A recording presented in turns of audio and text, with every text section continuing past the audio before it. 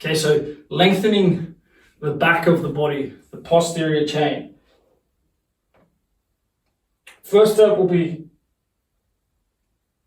for the back of the neck, okay? The back of the neck, the upper part of the posterior chain. There are different devices and things you can get, but generally you're going to be able to take a decent amount of weight with this position. If someone's very deconditioned, you could use just the weight of the head, or if you want to use higher repetitions,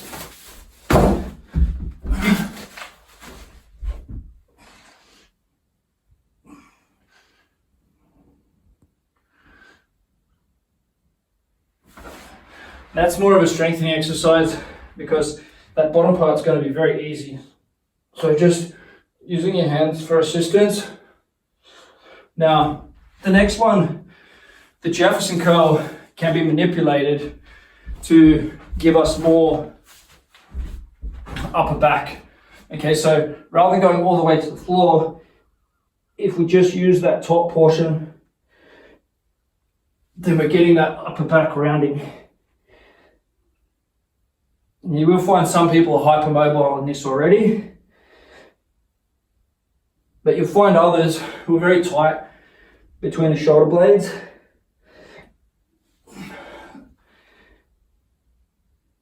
So you can have a look at the range in this movement and then decide if it needs more work. Now for the lumbar spine, we're just simply going to progress the range with this. I like the Jefferson Zercher variation because we don't have to stand on any boxes, play around with anything. Very accessible to everyone who has a barbell. Okay, so we want to go piece by piece, slowly. Again, progressing with load is one option, with speed is another.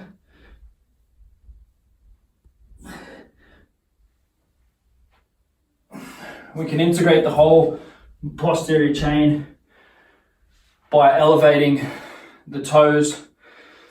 As far as isolating out the hamstring a little bit more, working on our single leg variations, we'll switch a lot more of the load to the hamstring. So relative to the weight we have on the back, the hamstring will have double because you've got both sides of the back working for one side of the hamstring.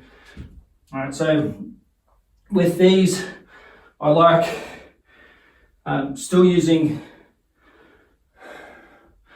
a fuller range of motion. You don't necessarily have to stand all the way back up, but you're going to strengthen the hamstring significantly. Again, we can progress in terms of weight, progress in terms of distance. There's one finger. Yeah, just get the contact there. So this will isolate the hamstring more, and we can progress through. Every repetition, the body just lets go a little bit more. It's 3, 4, 5.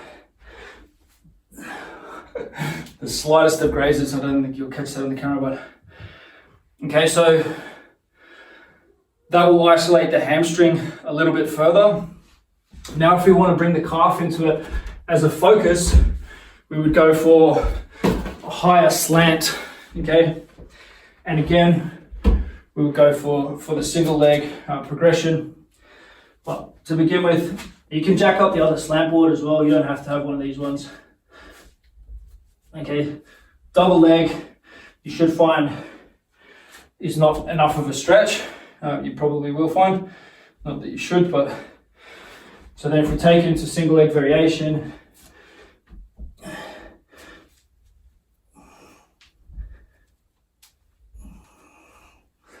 again, we're getting that full fascial stretch. By bending over, we've got tension on the hamstring, on the lower back. Regressing this movement, you can have the hands up higher, you can have less slant, and obviously you can go bilaterally. Okay, so we've done upper neck, mid back, lower back. The glute area is actually going to come a lot through the split squat, which was there in the posterior chain sequence. But being able to rest in the bottom of the squat, rest in the bottom of the squat in a pistol, If you don't have the hamstring flexibility for this, simply just stand up higher. But again, because we're going unilateral, we're just increasing the relative load. So we're going to really find that bottom position. Okay. And our last one then, if we've done the hips, we've done the hamstrings, we've done the calves, our last one then will be the plantar fascia and the big toe. Okay, so this is probably the best position, toes tucked under. Again, we can progress to unilateral, decrease the range of motion, increase the range of motion. We can take it through all the way deep into the ankle. If we want to go bilaterally, and just working through from the toes to the squat. You'll notice when you do go unilateral with this, it's much more intense. You see, Ziani loves these sorts of movements. You could add extra weight, but you might find by this point that you've got pretty good range there.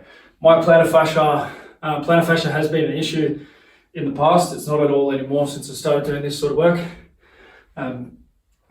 Again, the outer range, if the outer range is giving you any pain, if you're not quite ready for it, then the focus would go to the inner range and then working very, very lightly after the workout, after you've done a lot of work, to go into the lengthen range, the long range movements. Okay, so we always want to focus. Best to do this work straight after you've finished your main strength work, or if length is really the issue for your strength training, then you might want to incorporate some of these movements in between your sets as well. But yes, there's no magic prescription for how much load you can tolerate with this. It's like strength training.